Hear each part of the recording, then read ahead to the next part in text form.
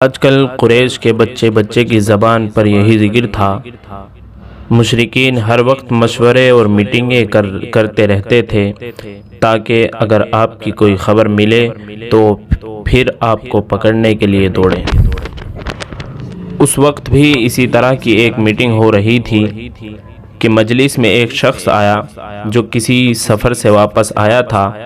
اس نے آ کر قریش سے کہا، میں نے 3 آدمیوں کو ساحل کے پاس سے گزرتے ہوئے دیکھا ہے۔ ساحل ایک پہاڑی کا نام ہے، بہت مشہور پہاڑی ہے۔ اس نے کہا کہ میں نے 3 آدمیوں کو ساحل کے پاس سے گزرتے ہوئے دیکھا ہے۔ مجھے یقین ہے کہ وہ محمد صلی اللہ علیہ وسلم اور اس کے ساتھی ہی تھے۔ اس وقت مجلس میں ایک شخص سراقہ بن ابن مالک بھی تھے جو نہایت تیز فہم، ذہین اور چالاک آدمی مشہور تھے۔ وہ آنے والے شخص کی بات سنتے ہی سمجھ گئے وہ سچ کہہ رہا ہے، اور راستے میں ملنے والے وہ تینوں آدمی رسول کریم صلی اللہ علیہ وسلم اور آپ کے ساتھی ہی ہوں گے، مگر ان کو ان اونٹنیوں کا لالچ ہوا جن کے بارے میں قریش نے اعلان کیا تھا کہ جو شخص محمد صلی اللہ علیہ وسلم کو گرفتار کر کے لائے گا اس کو انعام میں دی جائے گی۔ اس خیال کے آتے ہی سراقہ نے اس آدمی کی بات کو جھٹلا دیا اور مجلس کے لوگوں کو بھٹکانے کے لیے کہا۔ بھٹکانے کے لیے کیا بولا؟ بھٹکانے کے لیے بولا کہ نہیں، میں انہیں جانتا ہوں، وہ لوگ محمد کے ساتھی نہیں ہیں، بلکہ وہ تو اپنے کسی کام کے سلسلے میں ابھی اسی راستے سے گئے ہیں۔ اس کے بعد سراقہ تھوڑی دیر تو مجلس میں بیٹھے، اور جب انہیں اطمینان ہو گیا کہ لوگوں کا دھیان اس بات کی طرف سے ہٹ گیا ہے تو وہ اٹھے اور اپنے گھر پہنچے۔ جلدی جلدی ہتھیاروں سے لیس ہوئے اور اپنے خادم سے کہا کہ گھوڑا تیار کریں اور اسے لے کر مکہ سے باہر پہاڑ کے دامن میں پہنچ جائیں۔ اس کے بعد خود بھی تیزی سے وہاں پہنچے، لیکن اس طرح کہ کوئی انہیں دیکھنے نہ پائے وہ باہر جا رہے ہیں۔ پھر وہ گھوڑے پر سوار ہوئے اور وہ باغ ڈھیلی چھوڑ کر اسے بے تحاشا دوڑاتے ہوئے ساحل کی طرف روانہ ہو گئے۔ اچانک سراقہ کے گھوڑے نے ایک روز کی ٹھوکر کھائی۔ قریب تھا کہ سراقہ نیچے گر جائیں، مگر وہ سنبھل گئے اور انہوں نے گھوڑے کو ایڑ لگا کر اپنی منزل کی طرف اور زیادہ تیز دوڑایا۔ گھوڑے نے پھر ٹھوکر کھائی، مگر سراقہ مایوس نہیں ہوئے بلکہ دوبارہ گھوڑے پر جم گئے اور اسے ایڑ لگائی۔ لیکن اب ان کے دل میں یہ بات بیٹھ گئی کہ بدشگونی ہے، اور ان پر اس خیال سے خوف طاری ہونے لگا کہ کوئی مصیبت آنے والی ہے۔ اس کے بعد گھوڑا پھر پوری قوت سے دوڑنے لگا۔ رسول کریم صلی اللہ علیہ وسلم اور آپ کے ساتھی تمام رات اور آدھا دن مسلسل چلتے رہے، نہ تو راستے میں کوئی رکاوٹ پیدا ہوئی اور نہ کوئی پیچھا کرتا ہوا پایا گیا۔ اس سے حضرت ابوبکر صدیق رضی اللہ تعالی عنہ مطمئن ہو گئے، اور رسول کریم صلی اللہ علیہ وسلم کی زندگی کی طرف سے جو خطرہ پیدا ہو گیا تھا وہ جاتا رہا۔ سورج مغرب کی طرف جھکنے لگا تھا۔ اچانک صدیق اکبر کی نظر اٹھی اور انہوں نے دیکھا کہ بہت دور ایک سوار کی پرچھائی سی نظر آ رہی ہے جو تیزی کے ساتھ انہی کی طرف بڑھتا چلا آ رہا ہے۔ ان کا دل دھڑکنے لگا اور انہوں نے رسول کریم صلی اللہ علیہ وسلم سے عرض کیا، یا رسول اللہ، یہ ہماری تلاش ہو رہی ہے، یہ سوار ہم تک پہنچ گیا ہے۔ رسول کریم صلی اللہ علیہ وسلم نے پورے اطمینان اور سکون کے ساتھ فرمایا، ابوبکر گھبراؤ مت، خدا ہمارے ساتھ ہے۔ تھوڑی دیر میں سراقہ کا گھوڑا ان سے کافی قریب ہو گیا، وہ صاف نظر آ رہا تھا اور اس کے دوڑنے کی آواز سنائی دینے لگی تھی، مگر اچانک گھوڑے کو ایک زبردست ٹھوکر لگی اور اس کے پیر نرم ریت میں دھس گئے۔ سوار لوٹ پوٹ ہو کر ریت پر گرا اور اس کا چہرہ ریت سے دھس گیا۔ اب سراقہ کو یقین ہو گیا کہ یہ سب محمد صلی اللہ علیہ وسلم کی بد دعا کا اثر ہے۔ اب وہ پوری طرح سمجھ گئے کہ خدا اپنے نبی کی حفاظت کر رہا ہے، اس لیے وہ جہاں تھے وہیں ٹھہر گئے اور بلند آواز کے ساتھ رسول کریم صلی اللہ علیہ وسلم اور آپ کے ساتھیوں کو پکارا۔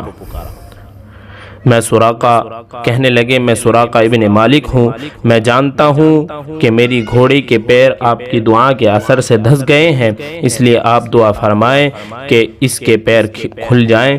رسول کریم صلی اللہ علیہ وسلم نے دعا فرمائی اور زمین کو حکم دیا کہ گھوڑے کو چھوڑ دے۔ اسی وقت گھوڑی آزاد ہو گئی۔ سراقہ نے عرض کیا، میں آپ سے کچھ کہنا چاہتا ہوں، آپ بے فکر رہیں، مجھ سے آپ کو کوئی تکلیف نہیں پہنچے گی۔ رسول کریم صلی اللہ علیہ وسلم نے صدیق اکبر سے فرمایا، اس سے پوچھو وہ ہم سے کیا چاہتا ہے۔ صدیق اکبر نے ان سے پوچھا، تم رسول اللہ صلی اللہ علیہ وسلم سے کیا کہنا چاہتے ہو؟ سراقہ نے جواب دیا، میں چاہتا ہوں کہ وہ مجھے ایک تحریر لکھ کے دے دیں کہ میں جب آپ سے کہیں ملوں تو آپ میرے ساتھ عزت کا معاملہ کریں گے۔ رسول اللہ صلی اللہ علیہ وسلم نے فرمایا، ابو بکر اسے تحریر لکھ دو۔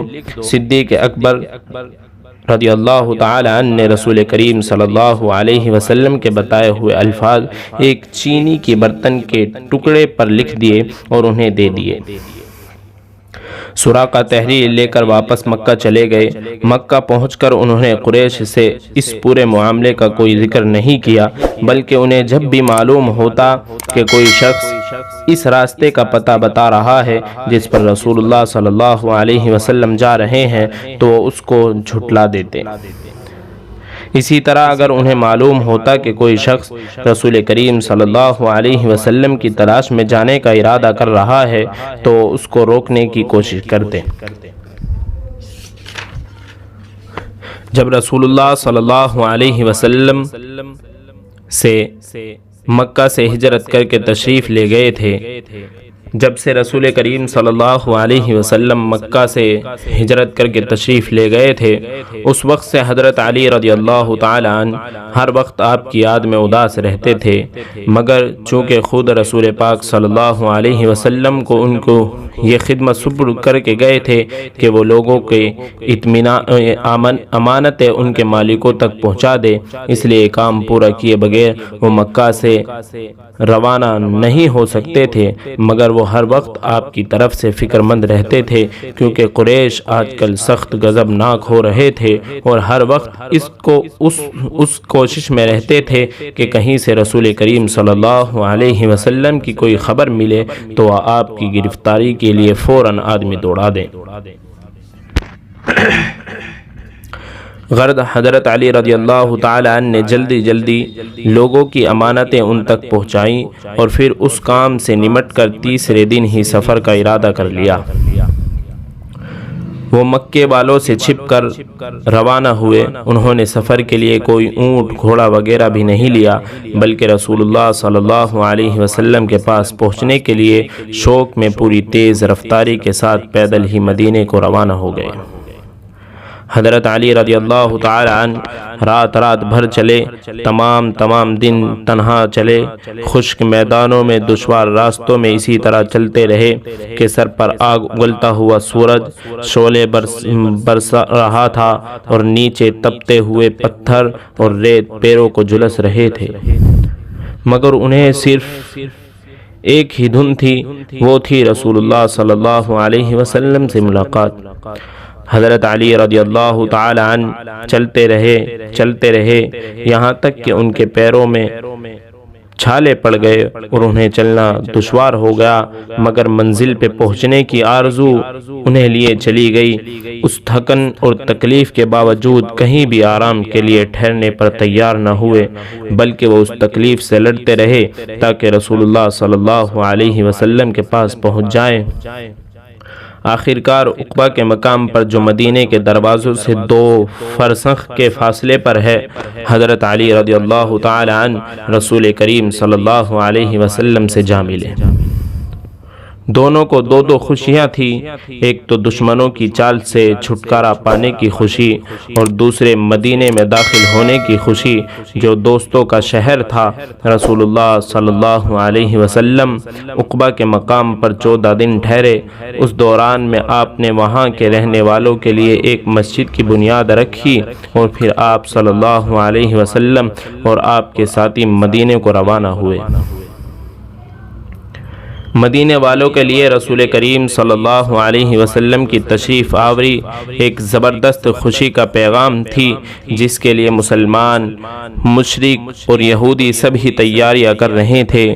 مدینے والے بڑے جوش و خروش کے ساتھ اس لمحے کا انتظار کر رہے تھے جب رسول اللہ صلی اللہ علیہ وسلم کی تشریف آوری کی خبر آئی۔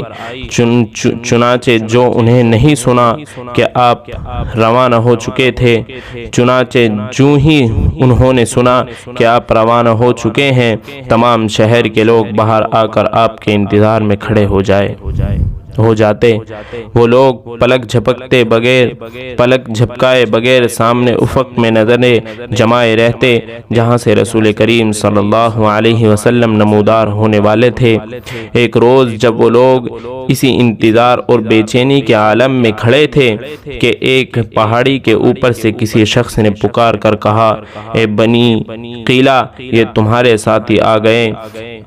اس ایک جملے نے لوگوں کو خوشی سے بے قابو کر دیا، ان کے دل جھوم اٹھے، عورتیں اور بچے تک خوشی سے کھل اٹھے۔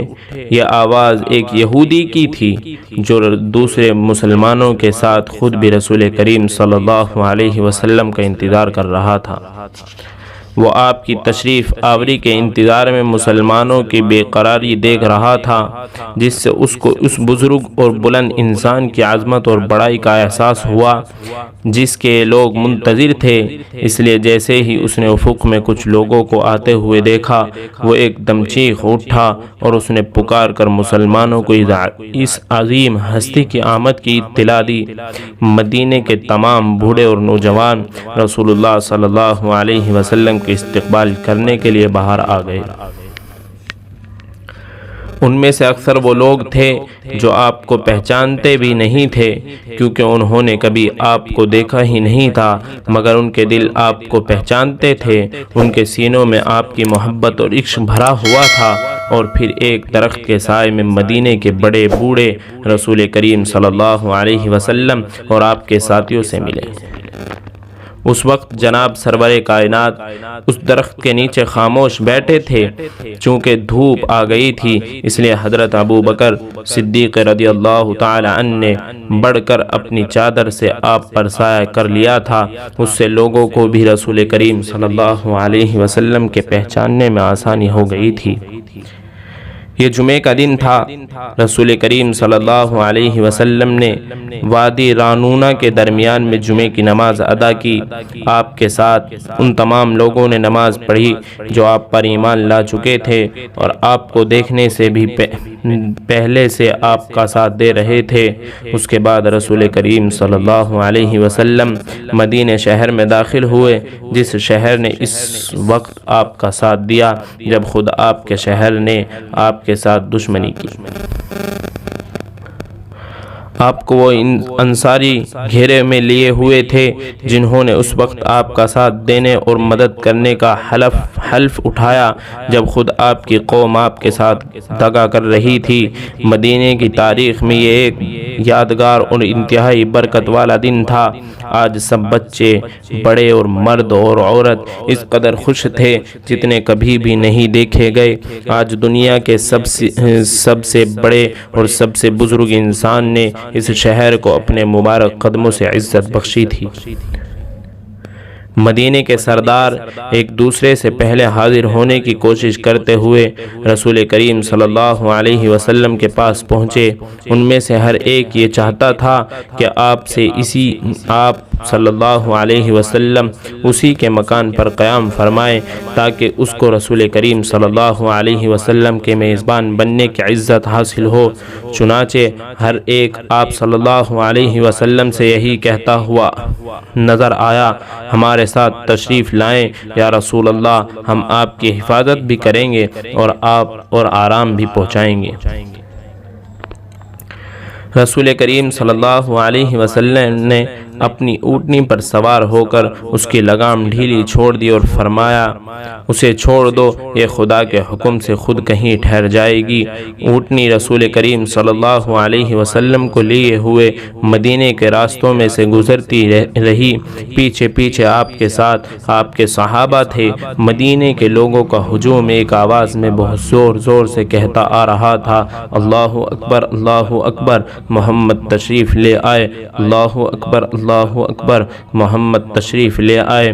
بچے اور بچیاں دف بجا کر ان الفاظ میں رسول کریم صلی اللہ علیہ وسلم کو خوش آمدید کہہ رہے تھے۔ ہم پر ثنیات الوداع کی طرف سے چاند نکل آیا، دعا مانگنے والے جب تک دعا مانگیں ہم پر خدا کا شکر ادا کرنا لازم آیا۔ اے ہم میں ظاہر ہونے والے، آپ ایسی بات لے کر آئے ہیں جن کا ماننا فرض ہے۔ کسی مکان کی چھت ایسی نہیں تھی جس پر عورتیں نہ چڑھی ہوئی ہوں، کوئی ٹیلا اور پہاڑی ایسی نہیں تھی جس پر لوگ موجود نہ ہو۔ یہ سب حبیب خدا رسول کریم صلی اللہ علیہ وسلم کو دیکھ دیکھ کر آنکھیں ٹھنڈی کر رہے تھے اور آپ کی زیارت سے اپنے دلوں کے پیاس بجھا رہے تھے۔ جہاں تک خدا نے چاہا اونٹنی چلتی رہی، آخر کار وہ ایک میدان میں آ کر رکی اور بیٹھ گئی۔ یہ زمین دو یتیم لڑکوں کی تھی جو بنی نجار میں سے تھے۔ رسول کریم صلی اللہ علیہ وسلم اونٹنی سے اترے اور آپ نے پوچھا، یہ زمین کس کی ہے؟